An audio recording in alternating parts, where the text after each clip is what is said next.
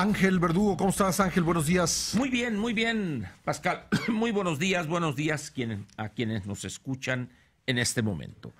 Pues las fechas fatídicas se acercan, la del tercer debate mañana, y de ahí pues el campeonato de fútbol y luego la elección el 1 de julio. Parece que estamos entrando a la recta final y los, pues no sé, yo le llamo los frutos anticipados de este proceso electoral. Creo que coincidiremos, Pascal, si frutos anticipados. Exactamente. Es decir, te has de acordar tú que el lugar común es decir o afirmar que un proceso electoral es exitoso si los contendientes aceptan los resultados, si no hay quejas o querellas. Sobre todo el segundo lugar. El segundo lugar, ¿verdad? Entonces, si dice uno, bueno, pues aceptó, entonces fue un proceso electoral exitoso. Muy bien. ¿Cuál fue el fruto que nos dio? Una elección creíble, resultados aceptados por todos. Muy bien. Sin embargo, siento que hay otros frutos, hay otros resultados o subproductos de un proceso electoral que sin incidir directamente en el resultado, o sea, porque son por otras razones, son no menos importantes.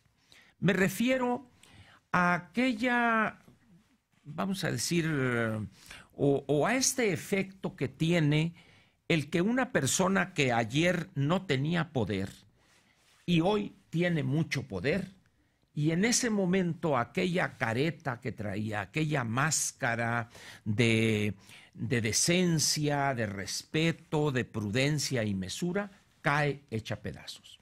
Hay por ahí una frase, no sé si es de Churchill o de alguien así prominente, que dice que el poder no cambia a la persona, sino lo que hace es exhibe realmente quién es esa persona. ¿A qué me refiero, Pascal?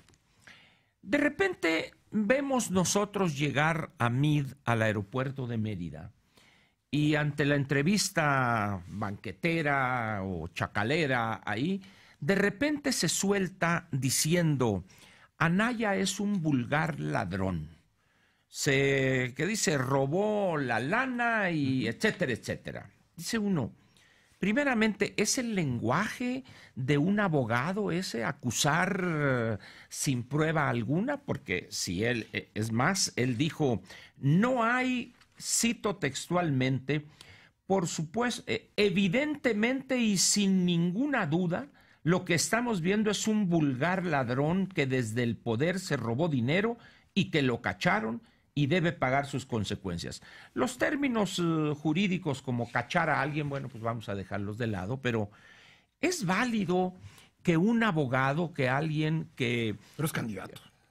Bueno, estamos entrando exactamente en ese peligro. Ajá. Es decir, el ser candidato da lugar a que puedan manejarse este tipo de actitudes o de conductas, particularmente a alguien que se presenta como un hombre decente, un hombre de valores, donde él ha dicho una y otra vez que esos valores se los transmitieron sus padres, su señora madre y su señor padre, valores de decencia, de respeto, y de repente sale con esto, dicen, a ver, o el poder... Al ser candidato es evidente que un ciudadano tiene poder, cambió a mí. No, simple y sencillamente le quitó esa pátina de decencia de la cual presumía y se muestra como un vil y vulgar calumniador. ¿Por qué razón, Pascal? Cuando una persona de esta estatura política en estos momentos acusa a alguien de vulgar ladrón y dice que no hay duda alguna en relación con que lo cacharon robándose dinero, yo parto de la base de que él tiene las pruebas que soportan sus aseveraciones. Si él esas pruebas no las aporta a la autoridad, es cuando menos responsable de encubrimiento, porque a sabiendas de que esta persona es un vulgar ladrón, que lo cacharon robándose dinero y él no aporta las pruebas de sus dichos, evidentemente lo está encubriendo. Evidentemente no tiene prueba alguna, ni hay prueba alguna. Pero luego tienes tu otra declaración. Leo textualmente. Exigimos a las autoridades que prioricen la investigación y aclaren los señalamientos de corrupción, lavado de dinero y tráfico de influencias que pesan sobre Anaya. Y dice uno, ¿en qué causa o en qué proceso, qué número, etcétera, están este tipo de acusaciones, estos señalamientos de delitos como es lavado de dinero y tráfico de influencias? En ninguno, no lo hay, no existe, eso es pura mentira. ¿Y quién lo dijo? Una persona que era subsecretaria de Hacienda, una persona que pues era una funcionaria mesurada, prudente, y de repente, al ser jefa de la oficina del doctor Meade, pues ya anda en todos los espectáculos, escoltas, carros blindados, etcétera. Y aquella pátina, aquella cobertura, esa máscara de prudencia, de mesura, cuando era funcionaria de Hacienda, cae hecha a pedazos y se convierte otra vez en una vil y vulgar calumniadora. ¿Ante qué estamos aquí, Pascal? Ante frutos anticipados de este proceso electoral. Personas que se nos presentaban en todos los partidos, aclaro esto lo tomo ahorita por vamos a decir, lo mediático de esta acusación de Meade y de la señora Vanessa Rubio. En todos los partidos se dan estos excesos. ¿Debe la sociedad condonar eso o aceptarlo? Como tú bien señalaste ahorita, es que son candidatos. Es decir, el ser candidato te autoriza a calumniar, te autoriza a pasar por todas las leyes habidas y por haber. Es decir, te digo, porque la respuesta de Anaya fue cara de mosquita muerta, ¿no? O sea, por supuesto, es decir, pues, o sea, dices tú, es el lenguaje que uno esperaría de, efectivamente, ¿no?, de alguien que va a ocupar la presidencia, ¿no?, de la República. Y así, como tú dices, podemos encontrar en todos, ¿no? Todos los partidos. Sí. Pero a lo que voy es a lo siguiente. Sí. Es tal la desesperación, porque hay otro elemento importante aquí, Pascal. Personajes cercanos al candidato Meade, de repente dicen lo siguiente. Anaya tiene toda... aquí está. Anaya tiene toda la libertad de competir por la presidencia, como cualquiera, pero también tiene todo el deber de enfrentar la presunción de lavado de dinero. Dice uno, yo sabía que hay presunción de inocencia. No presunción de culpabilidad. No presunción de... Dice, entonces, ¿qué significa esto? Que, digo, y por aprecio a la persona que dijo esto, no voy a decir su nombre, pero quiere decir que se cambiaron totalmente las reglas en lo que se refiere al derecho mexicano. A ver, aquí se lo pregunté a Javier Lozano hace un momento. ¿Por qué no presentan cargos formales contra Anaya, ¿no? O sea, porque ellos, al tener prueba de sus acertos, pues deberían haber autoridad. Pero luego cuando dice Vanessa Rubio, exigimos a la autoridad que priorice la investigación. ¿Quiere decir que van a dejar entonces su trabajo que tienen para lanzarse contra Anaya, el uso faccioso de la PGR? Es decir, pero a lo que voy es a lo siguiente.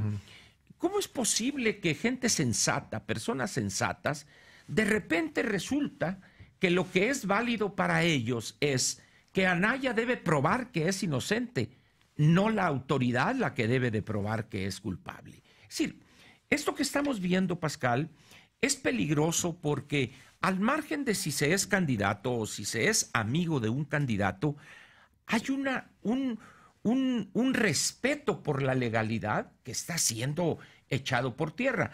Y debo decir, en todos los partidos. Los ejemplos hay en todos los partidos, no nomás es en el caso de Meade. En el caso de Meade lo traigo a colación porque hay un elemento que vale la pena también señalar, que se advierte ya. Yo no he escuchado al dirigente del PRI, René Juárez Cisneros, hablar de Anaya como un vulgar ratero. Yo no he escuchado al licenciado Beltrones con estas expresiones. Tampoco a Beatriz Paredes, a Augusto Gómez Villanueva, no sé, a nadie. Simplemente son ese trío de mosqueteros alrededor de Meade, que es Nuño, que es Lozano y es Vanessa Rubio. Pero luego yo termino con una declaración todavía más interesante. Dice Aurelio Nuño: oye, Ricardo Anaya, ¿por qué no, en lugar de seguir mintiendo, fingiendo ataques y haciéndote la víctima, mejor nos explicas tus negocios? ¿Qué autoridad tiene Aurelio Nuño para exigir que explícanos tus negocios? Entonces alguien me contestó, bueno, él no dijo exigir, él dice, nos explicas tus negocios. Y yo me acordé de aquella época aciaga de mi vida, donde la Federal de Seguridad me decía, cuando me estaban interrogando, a ver, ¿por qué mejor no los dices los nombres de tus compañeros, ¿no? Evidentemente no me estaba exigiendo el interrogador que dijera esto, pero a ver, Ángel, ¿por qué mejor no nos dices quién? Digo, es absurdo, ¿verdad? Dices tú, ¿quién es Aurelio Nuño que se arroga esa facultad de exigirle a Anaya? Dice uno, ¿qué es lo que pasa aquí, Pascal? En primer lugar, tenemos en el caso de estos 4 personajes alrededor de Meade y Meade mismo, no son personas con experiencia política, son personas que están jugando a la política, se encontraron de repente en posiciones encumbradas. La señora Rubio incluso se la sacaron de la manga, la hicieron militante del PRI en unas cosas de minutos y va a ser senadora en lista nacional. Es decir, Nuño es exactamente lo mismo, una persona que desde la oficina de presidencia tiene un gran poder. Y Lozano, pues ya conocemos su vida de saltimbanqui de uno al otro. Es decir, al final de cuentas estamos aquí ante un grupo sumamente reducido de personajes que no se dan cuenta que hacer política es una actividad seria. Por más corrupción que digamos que existe en la clase política, no voy a negar, no voy a meter la mano en la lumbre, pero hay una serie de reglas que los políticos profesionales tienen, porque si bien ahorita puede ser que vayan a perder la elección, pero mañana pueden ganarla. Y el que la está ganando ahorita sabe también que mañana puede estar perdiendo. Es decir, de alguna manera la política es una actividad, Pascal, de largo plazo. Es una actividad donde uno no puede quemar todas sus naves, ¿no? Entonces, en esas condiciones, pues yo creo que frutos anticipados ha sido el que estos personajes, Meade, Vanessa Rubio y Aurelio Nuño, hayan, producto del poder que tienen ahorita del ladrillito en el que se han montado, la pátina, la máscara que tenían de decencia, de inteligencia, de capacidad, pues ha quedado al nivel de viles calumniadores, porque además, en vez de coadyuvar con la autoridad, con las pruebas que dicen que es evidente que es un vulgar ladrón, no, ni siquiera pasan enfrente de la Procuraduría para entregar o decir, ahí les va estas pruebas, como aquella vez que aventaron las cajas con las facturas en la campaña de Madrazo, te has de acordar, que las tiraron en la plancha del Zócalo. Gracias, Ángel. Nos vemos mañana. Gracias, Ángel Verdugo.